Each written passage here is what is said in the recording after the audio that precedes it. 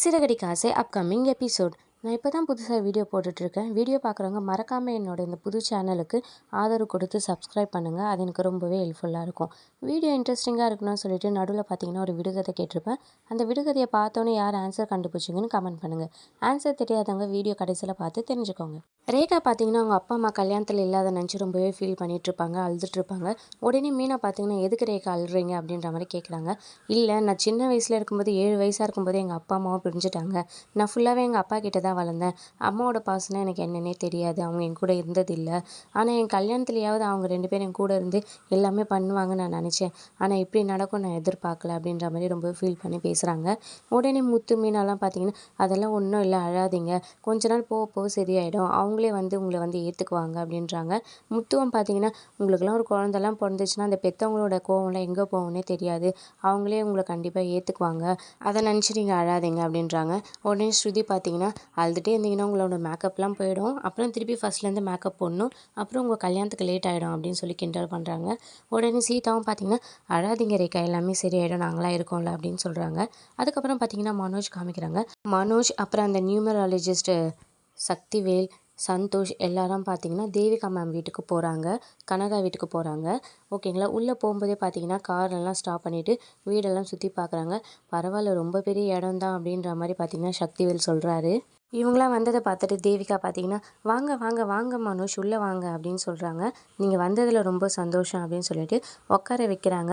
உடனே கனகா பார்த்தீங்கன்னா மாடியிலேருந்து ஓடி வந்து மனோஜ் கையை பிடிச்சிக்கிட்டு, நீ என்ன இங்கே வந்திருக்க, வா நம்ம ஷோரூமுக்கு போகலாம், ஃப்ரிட்ஜெலாம் எங்கே அப்படின்னு சொல்லிட்டு ஒரு மாதிரி யதார்த்தமாக கேட்குறாங்க. ஃப்ரிட்ஜெலாம் ஷோரூமில் தான் இருக்குது அப்படின்னு சொல்கிறாங்க. அப்போ வா நம்ம போகலாம் அப்படின்னு சொல்லி கூப்பிடுறாங்க. இல்லை இல்லை, ஒரு நிமிஷம் இரு அப்படின்னு சொல்லி பேசிகிட்டு இருக்காங்க. சந்தோஷை பார்த்து எங்கே ஜூஸ், எங்கே போய் நீ போய் ஜூஸ் எடுத்துகிட்டு வா அப்படின்னு சொல்கிறாங்க. அதுக்கப்புறம் பார்த்தீங்கன்னா தேவிகா பார்த்தீங்கன்னா அவங்க வீட்டில் வேலை செய்கிறவங்கள கூப்பிட்டு நீ போய் ரெடி ஆகு, நம்ம ஷோரூமுக்கு போகணும் அப்படின்னு சொல்லி சொல்கிறாங்க.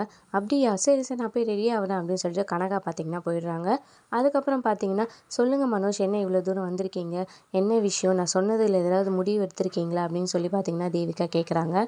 அதுக்கப்புறம் மனோஜ் பார்த்தீங்கன்னா என் விஷயத்தில் எதுவாக இருந்தாலும் சக்திவேல் சொல்கிறது தான், சக்திவேல் சார் சொல்லுவாங்க அப்படின்னு சொல்லிட்டு அப்புறம் பார்த்தீங்கன்னா அந்த ஜோசியக்கார் பேச ஆரம்பிக்கிறாரு. உடனே சக்திவேல் பார்த்தீங்கன்னா நீங்கள் மனோஜ் கிட்ட சொன்ன ப்ரொப்போசலை பற்றி அவர் என்கிட்ட சொன்னார், இப்போ நம்ம அதை பற்றி பேசலாமா அப்படின்னு சொல்லி கேட்குறாங்க. ஓகே பேசலாம், சொல்லுங்கள் சார் அப்படின்னு பார்த்தீங்கன்னா தேவிகா மேம் சொல்கிறாங்க. மனோஜுக்கு இப்போ நேரம் ரொம்பவே நல்லாயிருக்கு, அவன் பிஸ்னஸ்லலாம் எங்கேயோ போகிறான், சுக்கிரன் பார்த்தீங்கன்னா 10வது இடத்துல இருக்கா அப்படின்னு சொல்கிறாங்க. உடனே தேவிகா மேம் பார்த்தீங்கன்னா பிஸ்னஸ்லலாம் முன்னாடி வரணும்னா 1வது இடத்துல இருக்கணும் தானே சொல்லுவாங்க, நீங்கள் என்ன 10வது இடத்துல இருக்கீன்னு சொல்கிறீங்கன்னு சொல்லிட்டு ஒரு மாதிரி நோஸ் கட் பண்ணுற மாதிரி கேட்குறாங்க. உடனே அவர் சமாளிக்கிறாரு, இவரோட ராசிக்கு 10வது இடத்துல தான் இருக்கணும், 10வது இடத்துல இருந்தாலே எல்லாமே நல்லபடியாக நடக்கும் அப்படின்ற மாதிரி சொல்கிறாரு. ஓ ஓ அப்படியா, ஓகே ஓகே அப்படின்ற மாதிரி அவங்க சொல்கிறாங்க. அதுக்கப்புறம் பார்த்தீங்கன்னா உங்கள் பொண்ணோட பேரையும் இவர் பேரையும் நான் சேர்த்து கணிச்சு பார்த்ததில்ல, உங்கள் பொண்ணு இவரை கல்யாணம் பண்ணால் உங்கள் பொண்ணுக்கு ஒரே மாதத்தில் சரியாயிடும், அப்படியாப்பட்ட ராசி இவரோட ராசி அப்படின்னு சொல்லி சொல்கிறாங்க. உடனே தேவிகா மேம் ரொம்பவே சந்தோஷமாயிடுறாங்க. அவங்களுமே எனக்கு இதெல்லாம் சாதாரணமாக நடக்கிற மாதிரி தெரியல, இல்லைன்னா என் பொண்ணாக தேடி இப்போ அந்த ஷோரூமுக்கு போயிருப்பாளா அப்படின்னு சொல்கிறாங்க. உடனே அந்த சக்திவேல் பார்த்திங்கன்னா ஆமாம் அஃப்கோர்ஸ் இது அந்த பிரபஞ்சத்திலே முடிவானது அப்படின்ற மாதிரி சொல்கிறாரு. அதுக்கப்புறம் தேவிகா மேம் பார்த்தீங்கன்னா மனோஜ் கிட்ட என் பொண்ணை கல்யாணம் பண்ணிக்க உங்களுக்கு சம்மந்தமா அப்படின்னு கேட்குறாங்க. மனோஜ் திருன்னு முழிக்கிறாரு. உடனே சக்திவேல் அதுலலாம் அவருக்கும் சம்மதம் தான், ஆனால் ஒரு சின்ன சிக்கல் இருக்குது அப்படின்னு சொல்கிறாரு. இதெல்லாம் நடக்கணும்னா உங்களால் ஒரு விஷயம் பண்ண வேண்டியது இருக்குது, உங்களால் ஒரு ஃபேவர் வேண்டியது இருக்குது மனோஜ்க்கு அப்படின்ற மாதிரி சொல்கிறாங்க.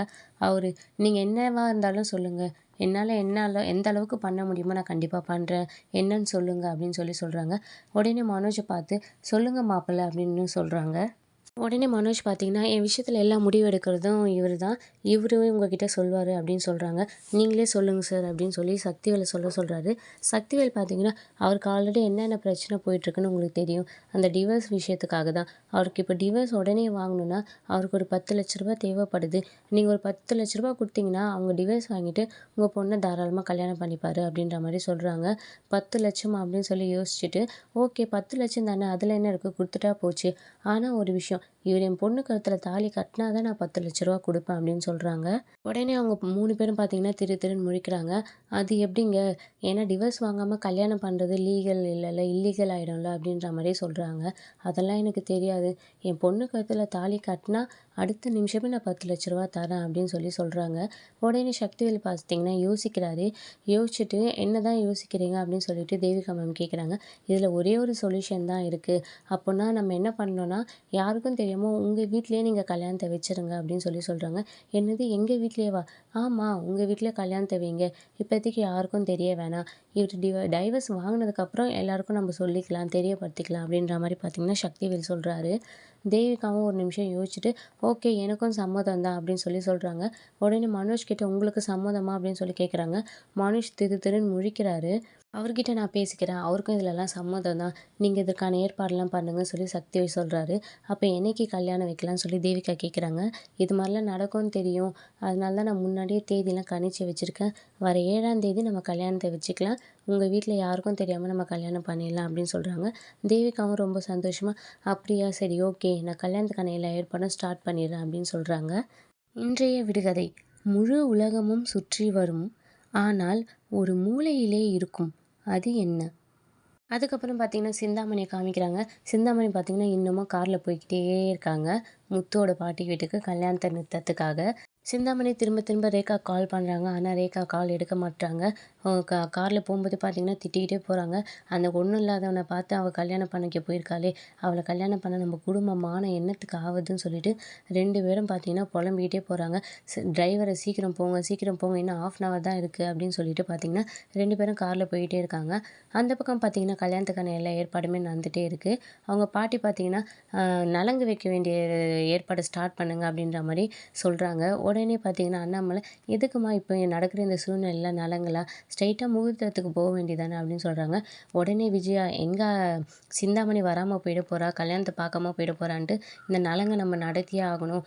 அப்போ தான் கொஞ்சம் டைம் இருக்கும், சிந்தாமணி வரவும் கரெக்டாக இருக்கும் அப்படின்னு சொல்லிட்டு ஏங்க இது மாதிரிலாம் பேசுகிறீங்க, எல்லா சடங்கு சம்பிரதாயத்தையும் நம்ம கரெக்டாக ஃபாலோ பண்ணணும், நலங்கெல்லாம் பண்ணணும் அப்படின்னு சொல்லிட்டு மீனாவை பார்த்தீங்கன்னா நீ போய் பொண்ணு கூட்டு வாம்மா, நம்ம நலங்கெல்லாம் ஸ்டார்ட் பண்ணலாம் அப்படின்ற மாதிரி சொல்கிறாங்க. அதுக்கப்புறம் மீனா போய் பொண்ணு மாப்பிள்ளையும் கூப்பிட்டு வராங்க. ரேகாவும் சத்யாவும் பார்த்துக்கிட்டு பார்த்தீங்கன்னா ரொமான்டிக்காக பார்த்துக்கிறாங்க. 2 பேருமே ரொம்ப சந்தோஷமாக இருக்காங்க. அவங்களுக்கு கல்யாணம் நடக்க போகிறதா நினச்சி. ஒரு பக்கம் பார்த்தீங்கன்னா சிந்தாமணியும் அவங்க ஹஸ்பண்டும் பார்த்தீங்கன்னா காரில் வந்துகிட்டே இருக்காங்க. ஆனால் இன்னும் வந்து அவங்க சேரலை, இன்னும் 1/2 hour தான் இருக்குன்ற மாதிரி சொல்லிகிட்ருக்காங்க. இங்கே நலங்கெல்லாம் வைக்க ஸ்டார்ட் பண்ணிகிட்ருக்காங்க. எல்லாருமே ரொம்பவே சந்தோஷமாக இருக்காங்க. விஜயா தான் ரொம்பவே எதிர்பார்த்துட்டு இருக்காங்க. சிந்தாமணி அந்த பொண்ணு கழுத்தில் தாலி கட்டுற நேரத்தில் கண்டிப்பாக இங்கே வந்து அதை அவள் பார்த்தே ஆகணும் அப்படின்னு சொல்லிட்டு விஜயா மனசுக்குள்ளே நினச்சிக்கிட்டே இருக்காங்க. அதுக்கப்புறம் ஒருத்தர் பின்னாடி ஒருத்தர் போய் பார்த்தீங்கன்னா ரேகாவுக்கு நலங்கு வைக்கிறாங்க. அவங்க பாட்டி, மீனா, விஜயா எல்லாருமே நலங்கு வைக்கிறாங்க. பார்வதி எல்லாருமே நலங்கு வைக்கிறாங்க. அப்படியே பார்த்தீங்கன்னா இந்த எபிசோட முடிக்கிறாங்க.